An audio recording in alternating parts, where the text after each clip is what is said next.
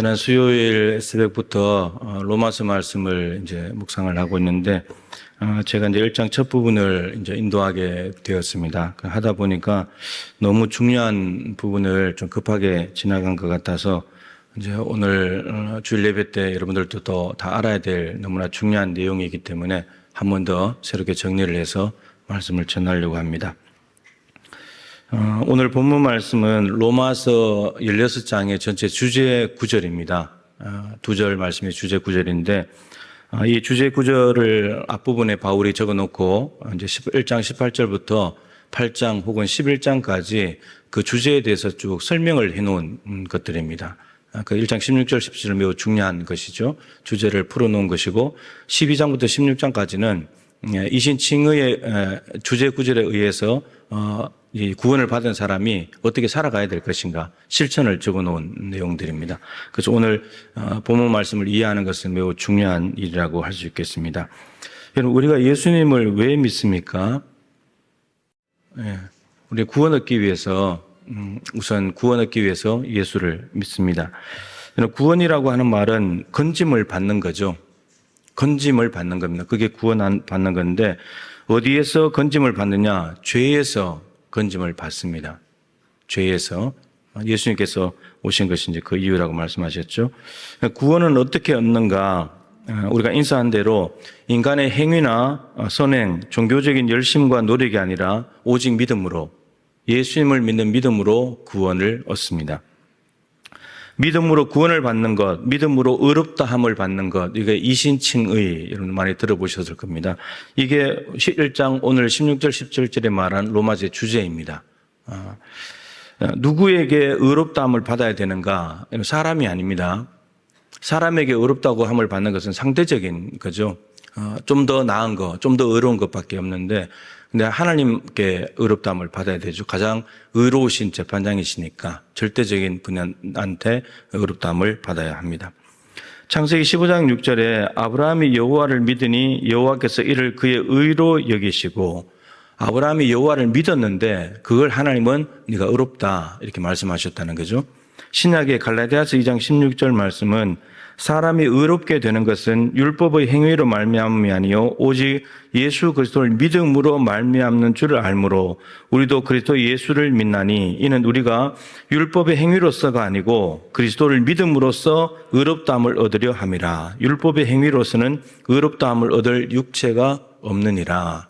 율법을 행해가지고 온전히 다 행하면 의롭다함을 받을 수 있는데 문제는 다 행하지 못한다는 겁니다. 그렇기 때문에 의롭다함을 받을 사람이 없고 예수 그리스도를 믿음으로 말미암는 의, 그것이 있어야지만 구원을 얻을 수 있다. 의롭다함을 받을 수 있다라고 말씀합니다. 여러분, 죄인에게 복음은 무엇입니까? 죄인에게 가장 기쁜 소식은 무엇일까요? 당연히 죄 사함입니다. 네 죄가 사해졌다. 이것보다 기쁜 소식이 어디 있겠습니까? 구원받는 길이 있다는 거죠. 그 길은 오직 믿음으로 가능하다는 것이고, 방금 말씀드린 대로 창세기 15장 6절, 갈라디아서 2장 16절 둘 다가 구약과 신약 모두 다가 동일하게 이야기를 하고 있습니다. 죄인이 구원받는다는 것은 죄인으로서는 할 수 없는 일입니다. 사람이 사람을 구원한다는 것은 불가능한 일입니다. 오직 하나님의 능력으로만 가능합니다. 그래서 구원은 엑스트라노스, 우리 밖에서 와야 된다는 겁니다. 구원은. 우리 안에 구원할 수 있는 능력이나 여지가 없다는 겁니다. 구원은 우리 밖에서 뭔가가 와야 된다는 겁니다. 하나님의 능력이 와야 된다는 거죠. 구원은 밖에서 와야 합니다. 십자가에 달린 예수님께서 구원자라고 하는 말은 사람들이 보기에는 미련해 보이고 어리석게 보이고 무능력해 보입니다. 자신도 구원하지 못하고 무기력하게 십자가에 죽어버린데 그분이 메시아라고 하니까 무능력해 보입니다. 사람들에게는 바보 같은 소리로 들립니다. 근데 그 안에 하나님의 능력이 들어있다라고 하는 거죠. 어떤 능력입니까? 죄인을 구원하는 능력. 죄인을 구원하는 능력이 아들 십자가에 매달아놓은 그 안에 있다는 거예요. 죽음 안에 생명이 있다는 거예요. 죄를 없애는 유일한 방법은 죄 없는 예수님에게 죄를 지워서 십자가에서 죽이는 것입니다. 그래서 하나님께서 그것을 실행하셨고 그로 말미암아서 죄인이 구원을 얻었죠. 그래서 하나님의 능력입니다. 어느 시대나 어느 민족이나 누구에게나 지금도 십자가에 죽은 아들을 통해 죄인을 구원하시고 그래서 하나님은 차별이 없으신 하나님이십니다. 로마서 3장 21절 22절에 이제는 율법 외에 율법의 의, 율법의 행위로 말미암는 의 외에 하나님의 한 의가 나타났으니 율법과 선지자들에게 증거를 받은 것이라 곧 예수 그리스도를 믿음으로 말미암아 모든 믿는 자에게 미치는 하나님의 의니 차별이 없느니라. 여러분, 하나님의 의라는 것은 하나님 앞에서 통용되는 의, 하나님 앞에서 의롭다고 인정받을 수 있는 의가 뭐냐? 예수 그리스도를 믿음으로 말미암는 의라는 겁니다. 믿음이 아니고서는 우리가 의롭다함을 받을 수가 없다는 것이죠. 그런데 이것은 모든 사람에게 열려진 것이기 때문에 모든 믿는 자에게, 모든 사람이기 때문에 보편적입니다. 근데 믿는 자에게 제한적이죠. 그러니까 믿는 자에게는 누구에게나 열려져 있는 길인데 그렇기 때문에 차별이 없습니다. 다 공평하잖아요. 믿으면 되니까. 믿음으로 구원받는다. 예수님을 믿음으로 의롭게 된다는 이 이신칭의는 두 가지 의미를 담고 있습니다. 그럼 다시 한번 잘 정리를 하면 좋겠는데, 하나는 법정적인 의미입니다. 법정에서 판사가 유죄, 무죄를 갈라내잖아요. 이게 법정적인 의미예요. 의롭다고 하는 것은. 의로우신 재판장이신 하나님께서 죄인에게 너 죄 없어, 이거 선고하는 거예요. 원래는 우리가 유죄죠. 유죄, 죄가 있습니다. 그런데 죄가 없다고 선고를 하는 거예요. 그럼 법정에서 선고를 받으면 우리는 무죄가 되는 거예요. 죄 없는 사람이 되는 거예요. 그런 의미가 이신칭의 안에 들어있다는 의미입니다. 근데 무엇을 보시고 이 유죄인 사람을 무죄라고 선고하시는가? 우리의 행위, 우리의 선행, 우리의 종교적인 열심, 노력 이런 것들이 아니고 예수 그리스도를 믿는 믿음. 너 예수를 믿냐? 그거 보시고 너 예수 있어? 그러면 너 무죄야. 이거 해주신다는 겁니다. 우리의 죄를 예수님께 지우고 예수님의 의는 우리에게 주시고, 그래서 이게 루터가 말한 의의 정가, 거룩한 교환이 일어났다. 여러분, 죄와 의를 바꾸는 것은 말이 안 되는 교환이잖아요. 뭔가 이 값이 똑같아야지. 값이 다른데 교환한다는 것은 말이 안 되는 거잖아요. 근데 우리의 죄를 가져가시고 예수님의 의를 우리에게 주시는 이 말도 안 되는 교환을 통해서 우리가 구원을 얻게 되었다라는 것입니다. 제가 유튜브를 보다가 몇 년 전에 다니엘 기도회 강사로 나오신 분인데 이지웅 목사님이라는 분, 기억하실지 모르겠는데 에베소서 1장 7절 말씀 가지고 예수님의 그 속량, 죄사함에 대해서 아주 로마 노예 제도를 비롯해서 쭉 가지고 이야기를 하셨는데, 그분 유튜브를 어쩌다 보게 되는데 그분이 이제 어떤 단체에서 말씀도 가르치고 하는데 실제로 그 레위기에 있는 구약의 제사를 실제로 한다는 거예요. 실제로 훈련생들한테 양을 가지고 와서 양을 직접 죽이는 것도 하게 만들고 구약의 레위기 제사를 그대로 해본다는 거예요. 그리고 이 레위기에 있는 제사를 미국에 있는 유대인들에게 가서 검증을 받은 거예요. 이게 맞느냐고. 그리고는 그 유대인들에게 레위기를 강의를 한다는 거예요. 여러분, 유대인이 강의를 해야 되지. 이 한국 사람이 가서 레위기 말씀을 잘 연구해가지고 유대인들에게 강의를 한다는 거예요. 그러니까 그 제사에 대해서 이렇게 이야기를 하더라고요. 여러분, 제사를 보면 죄를 범한 사람이 하나님께 제사를 하려고 하면 6가지 단계가 있어야 됩니다. 처음에는 제사하는 사람이 짐승을 데리고 가야 되죠. 이게 이제 봉헌, 짐승을 데리고 가는 거, 이제 회막에 데리고 가야 됩니다. 회막 입구에 가면 뭘 하냐면 안수를 합니다. 안수를 하고 난 뒤에는 잡아요. 도살을 합니다. 그럼 이 도살이 우리가 제사를 글로 읽어서 그런데 실제로요, 이 도살은 누가 하는 거죠? 제사장이에요? 제사하는 사람이에요? 헷갈리죠? 제사하는 사람이 해요. 그러니까 여러분들이 만약 구약시대라면 여러분들이 양을 끌고 와서 여러분들이 양을 잡아야 돼요. 끌고 오는 것도 여러분들이 할 일이고 안수하는 것도 여러분들이 할 일이고 도살도 여러분들이 하는 일이에요. 근데 이 도살을 이제 잘 못하는 사람은, 잘하는 사람은 한 번 딱 찌르면 죽는데요. 근데 못하면 최소 2-3번 아니면 6, 7번 찔러야 된대요. 여러분, 그거 생각해 보세요. 6, 7번 찌른다. 양이 어떻게 했습니까? 난리가 나겠죠. 이리 뛰고 저리 뛰고 피가 튀고 난리가 피범벅이 되는 거예요. 우리 글로 읽어서 그런 게 안 와닿잖아요. 실제로 근데 양을 그렇게 찌르면 진짜 그렇게 된다는 거예요. 피범벅이 돼요. 피비린내 나는 것이 제사예요. 근데 그 피가 나왔을 때에 그 피를 받아다가 제단 뿔에 바르고 제단 밑에 붓고 하는 뿌리는 일을 제사장이에요. 그럼 피를 뿌리고 난 뒤에 뭐하냐? 이제 제사하는 사람이 각을 떠요. 껍질 벗기고 다 각을 떼야 돼요. 그러면 각을 뜬 걸 가지고 이제는 또 제사장이 번제단에 가서 불사르는 거예요. 이게 6가지 제사 순서예요. 근데 이 순서 중에서 가장 중요한 순서가 뭐냐면 안수하는 거예요. 이 안수가 없다면 일반적인 짐승을 도살하는 거하고 똑같다는 거예요. 근데 이 안수의 의미를 아시죠? 안수의 의미가 뭐죠? 제사하는 사람이 안수하는 거니까 자기가 데리고 온 짐승에게 자기 죄를 안수해서 내 죄를 전가시키는 거예요. 내 죄를 이 짐승에게 다 옮겨가게 하는 행동이 안수하는 거예요. 그러면 이 안수만 하고 내 죄를 다 옮겨가면 끝날까요? 끝나지 않아요. 중요한 게 남아있는데, 이런 짐승은 어떤 짐승을 드려야 되죠? 흠없는 짐승. 왜 흠없는 짐승을 드려야 되냐? 내 안수할 때 내 죄가 내 손을 통해서 짐승에게 가고 그 짐승의 흠없음이 나한테 와야 된대요. 그래서 흠없는 짐승이어야 된다는 거예요. 그래서 이 짐승은 내 죄를 짊어졌기 때문에 대신 죽는 것이고 나는 흠없는 짐승의 흠없음을 받아서 죄가 깨끗해진다는 거예요. 그러니까 결국은 제사하는 사람이 짐승을 아무 짐승이나 가져오면 안 되는 거예요. 병든 거 가져오면 안 되는 거예요. 흠 있는 재물 가져오면 안 되는 거예요. 그렇다면 안수는 해서 죄는 전가시키겠지만 그 짐승의 흠 있음이 나한테 오면 난 여전히 죄 있는 거예요. 그 흠 없는 짐승이 와야 된다는 거예요.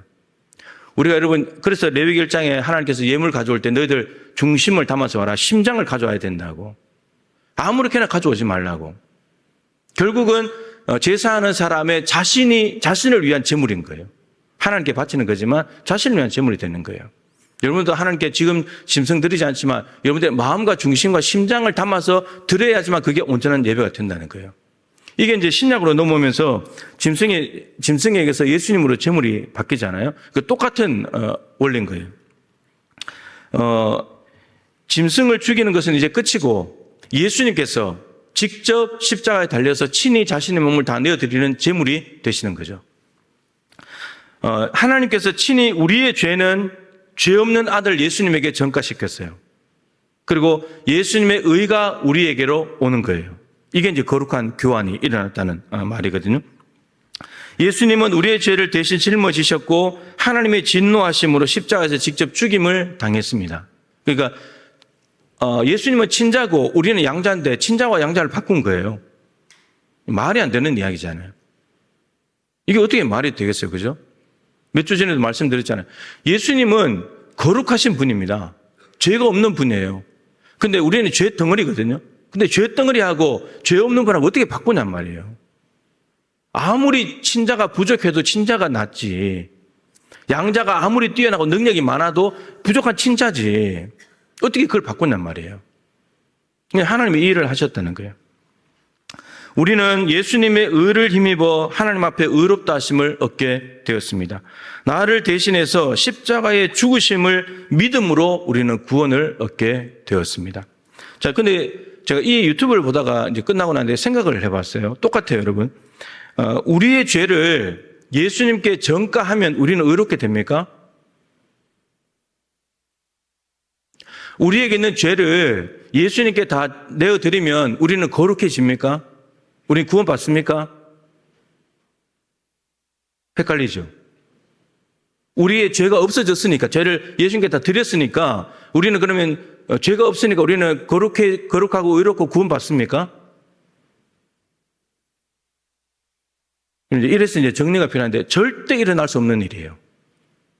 근데 그 말은, 왜냐하면 그 말은 무슨 말이 됩니까? 예수 없어도 구원받을 수 있다는 거잖아요. 예수 없어도 구원되는 거예요. 내 죄만 넘겨주기만 한다면 예수님이 없어도 내 죄는 나는 거룩해지고 구원받을 수 있다는 말이에요. 그러면 이게 성경은 다 거짓말이 되거든요. 이런 일은 절대 있을 수 없어요. 우리가 의롭게 되는 것은 오직 예수님의 의가 있어야 됩니다. 그러니까 우리의 죄가 예수님께 가는 것도 있어야 되지만 예수님의 의가 우리에게 반드시 와야 돼요. 그래야 예수님의 의로 내가 의로워지는 거예요. 예수님 때문에 내가 구원받는 거예요.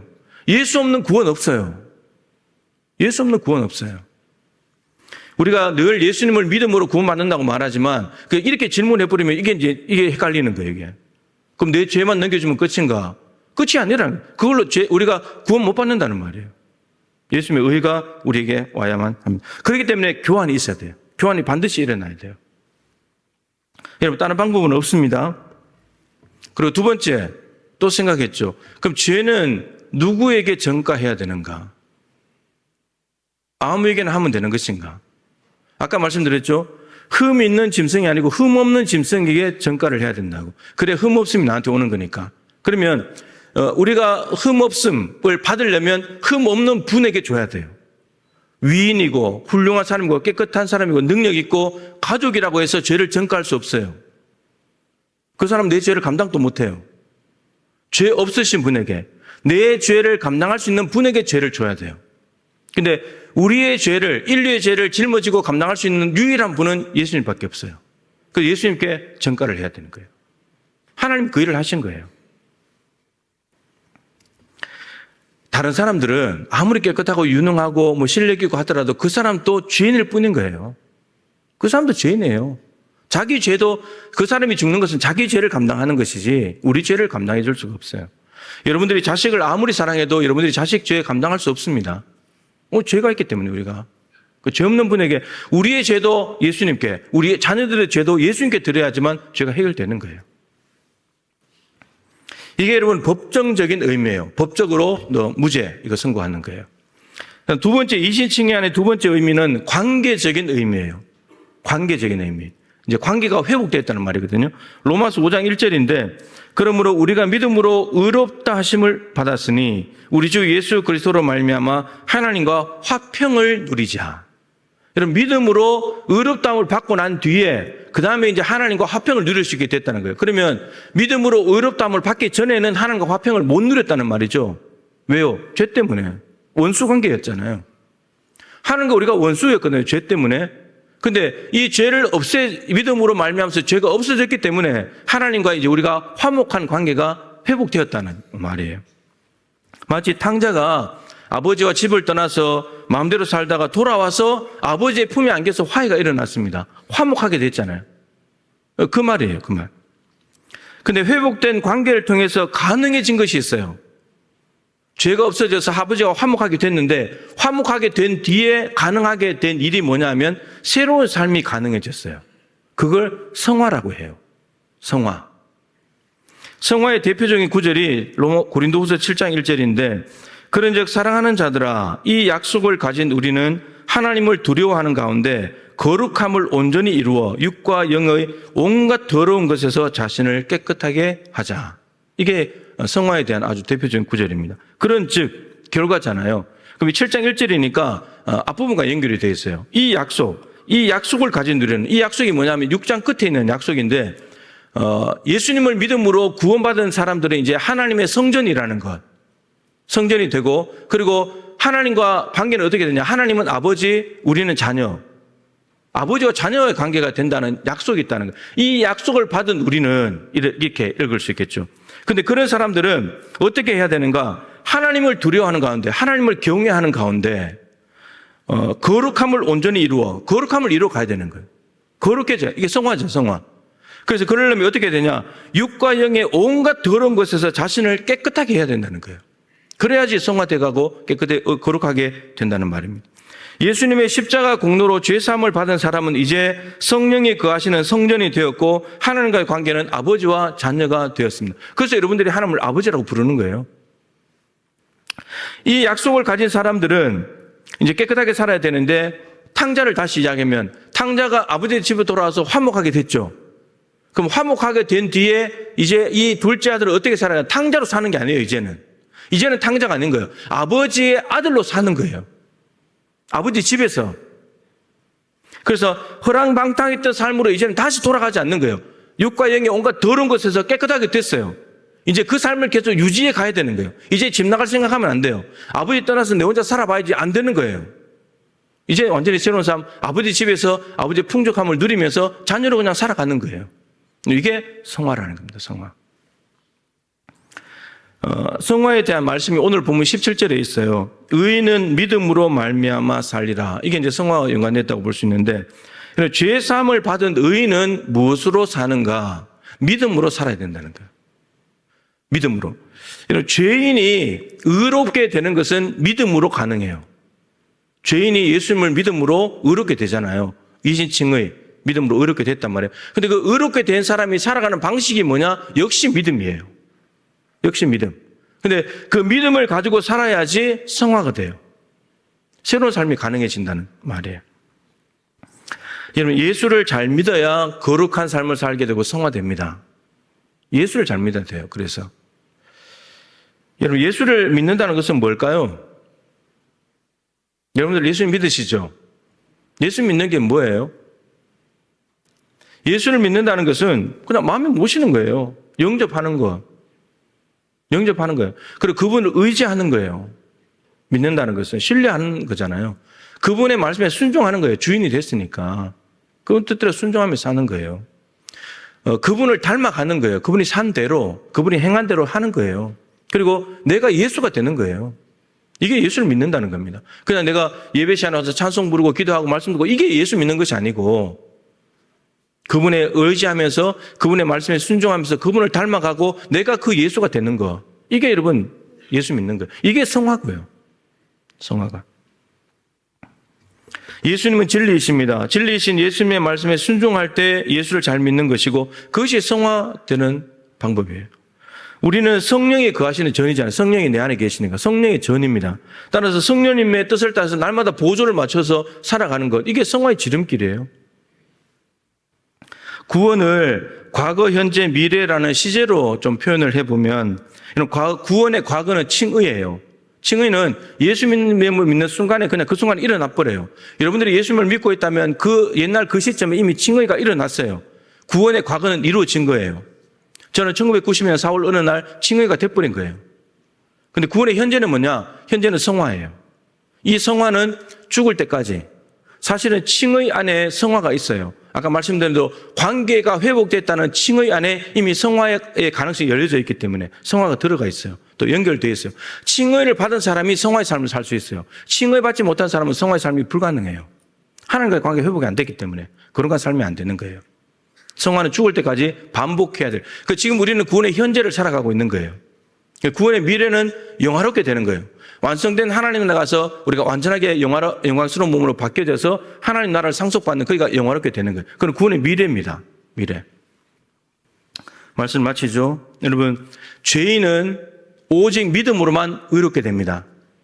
의롭게 된 사람이 살아가는 방식도 오직 믿음입니다.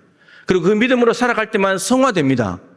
그리고 성화의 삶을 살다가 영화롭게 되는 것도 마지막까지 지킨 믿음으로만 가능합니다.